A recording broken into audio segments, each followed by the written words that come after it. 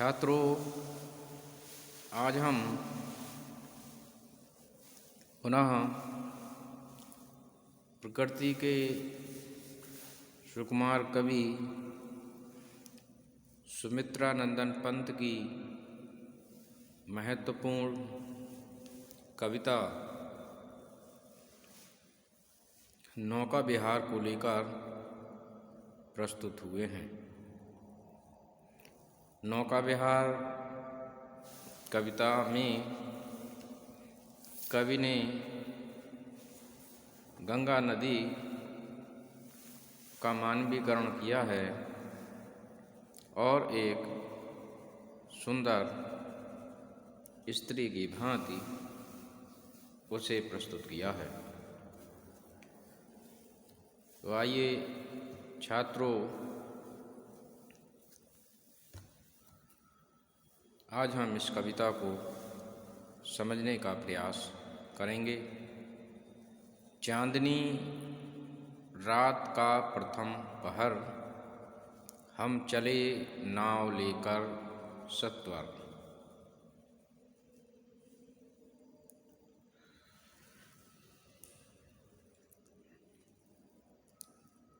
कि जब कवि नौका विहार करने के लिए जाता है, उस समय चांदनी रात का प्रथम पहर था, अर्थात चांदनी खिली हुई थी।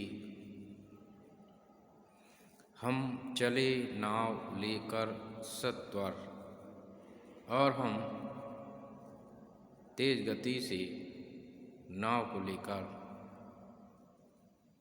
चल पड़े।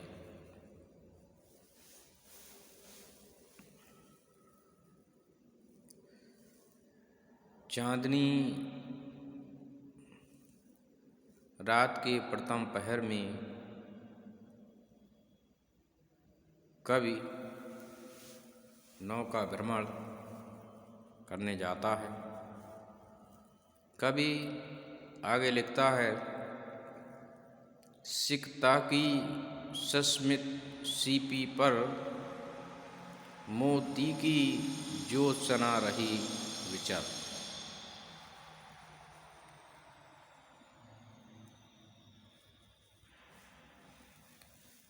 सिकता की सस्मित सीपी पर,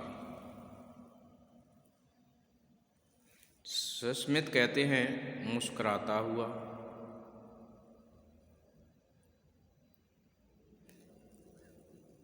सिकता की सस्मित सीपी पर, मोती की ज्योत सना रही विचर।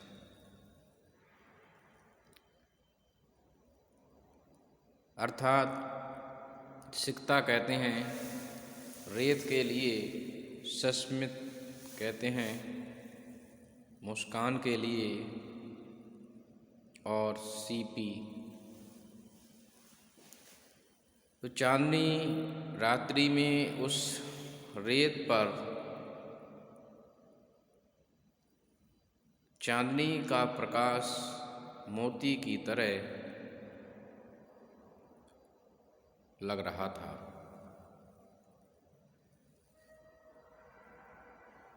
लो पाले बंधी खुला लंगर, मृदु मंद मंद मंथर मंथर, लघु तरणी हंसिनी सी सुंदर। और उसके बाद उस नाव की पालें बांधी गईं और लंगर को खोल दिया गया। लंगर जिसके माध्यम से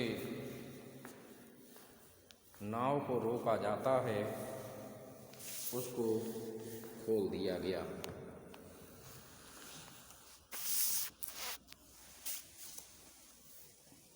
ये लोहे का बना हुआ एक प्रकार का बड़ा कांटा होता है, जो जहाज या बड़ी नावों को रोकने के काम में आता है।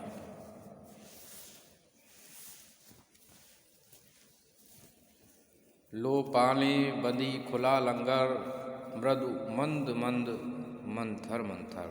और जैसे ही पालें बांधी गईं, लंगर को खोला गया, नौका मृदु मंद मंद मंथर मंथर अर्थात धीमी गति से चलने लगी। लघु तरणी हंसनी सी सुंदर। लघु माने छोटी और तरणी नौका, हंसनी सी सुंदर। जब वह नौका चलने लगी तो एक छोटी सी हंसनी के समान सुंदर लग रही थी। तिर रही खोल पालों के पर। और जिस प्रकार से एक हंसनी तिरती है, उसी प्रकार से वह नौका उसमें तैरती हुई सुंदर लग रही थी। निश्चल जल के शुचि दर्पण पर प्रतिबिंबित हो रजत पुलिन निर्भर, दोहरे ऊंचे लगते क्षण भर। और निश्चल जल के शुचि दर्पण पर, निश्चल अर्थात जो स्थिर जल है, उसके शुचि माने पवित्र जल में दर्पण जल को कहा गया है कि शांत पवित्र जल रूपी दर्पण पर प्रतिबिंबित हो रजत पुलिन निर्भर। और पुलिन अर्थात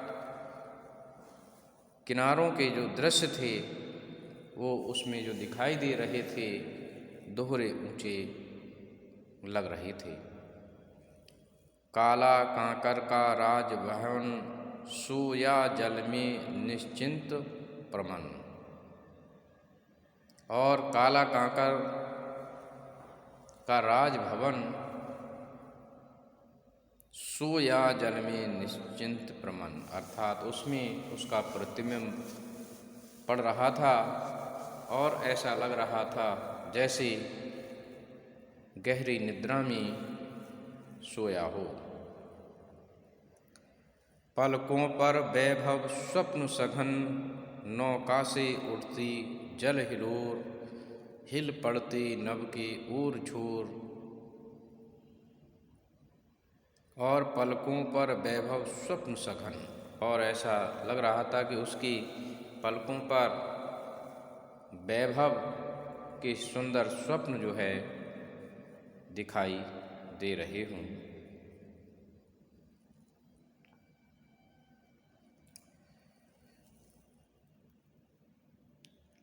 नौका से उठती जल हिलोर, हिल पड़ती नभ की ओर छोर।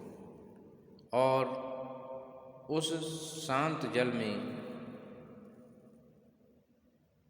आसमान का जो दृश्य उसमें दिखाई दे रहा था, जैसे ही वह नौका आगे बढ़ती, हिल पड़ते नभ के ओर छोर अर्थात उसके किनारे हिलने लगते, जो उसका प्रतिबिंब उस शांत जल में पड़ रहा था।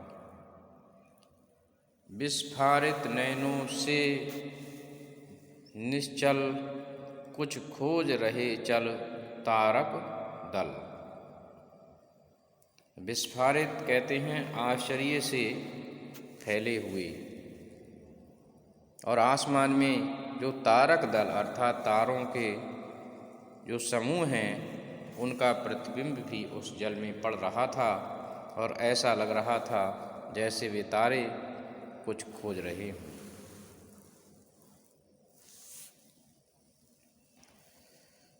जो तित कर नभ का अंतस्तल, और वे आसमान के अंतस्तल के लिए अर्थात भीतरी भाग के लिए, हृदय के लिए प्रकाशित करते हुए दिखाई दे रहे थे।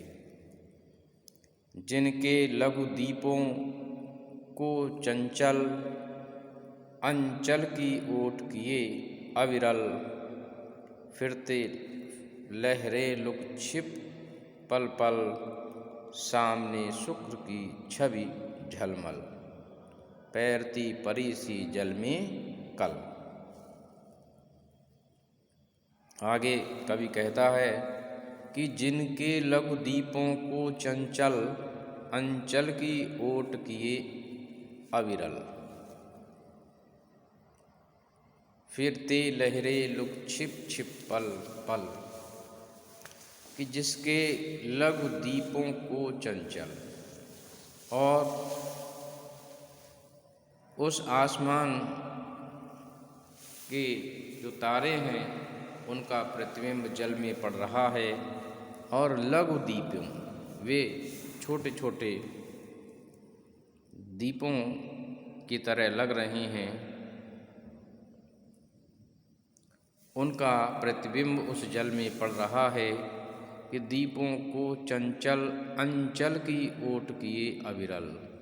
अंचल कहते हैं पर्दे के लिए, अर्थात जल का हल्का सा चीना पर्दा उस पर पड़ा हुआ है, और जैसे ही वह जल में कंपन उत्पन्न होता है नौका के माध्यम से, वह एकदम हिलने लगता है दृश्य। फिरती लहरें लुक छिप पल पल, और ऐसा लग रहा है जैसे लुका छिपी का खेल खेल रहे हों। सामने शुक्र की छवि झलमल, और उस जल में शुक्र की छवि अर्थात शुक्र चूँकि चमकीला होता है तारा, वह उसमें दिखाई पड़ रही थी। झलमल माने झलमला रही थी। तैरती परी सी जल में कल, और उसकी छवि तैरती हुई परी, जैसे कोई परी जल में तैर रही हो, ऐसा प्रतिबिंब दिखाई दे रहा था। और रूप पहले कच्चों में हो ओझल, और कुछ समय बाद ही वह ओझल भी हो जाती थी। लहरों के घूंघट से झुक झुक, दशमी का शशि निज तिर्यक मुख, दिखलाता मुग्धा सा रुक रुक, अब पहुँची चपला बीच धार, छिप गया चांदनी का कगार। और आगे कहा कि लहरों के घूंघट से झुक झुक, दशमी का शशि तिर्यक मुख, और लहरों के घूंघट से झुक झुक, लहरें रूपी घूंघट से ऐसा लग रहा था जैसे दशमी का चांद तिरछी नज़र से देख रहा हो। दिखलाता मुग्धा सा, अपना जो रूप है मुग्धा नायिका की तरह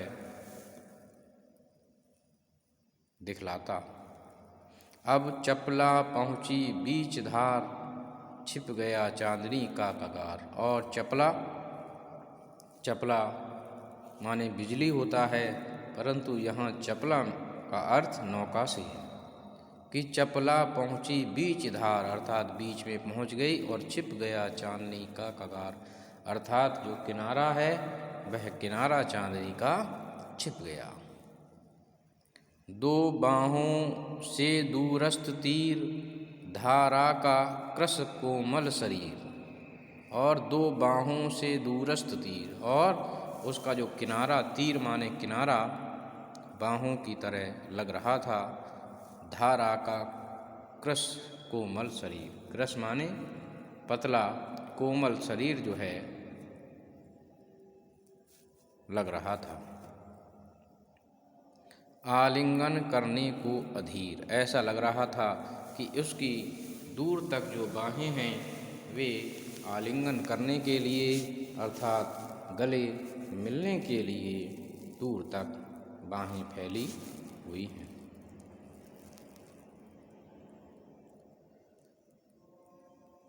अति दूर क्षितिज पर विटपमाल, लगती भ्रू रेखा सी अराल, अपलक नव नील नयन विशाल, माँ के उर पर शिशु सा समीप सोया धारा में एक दीप।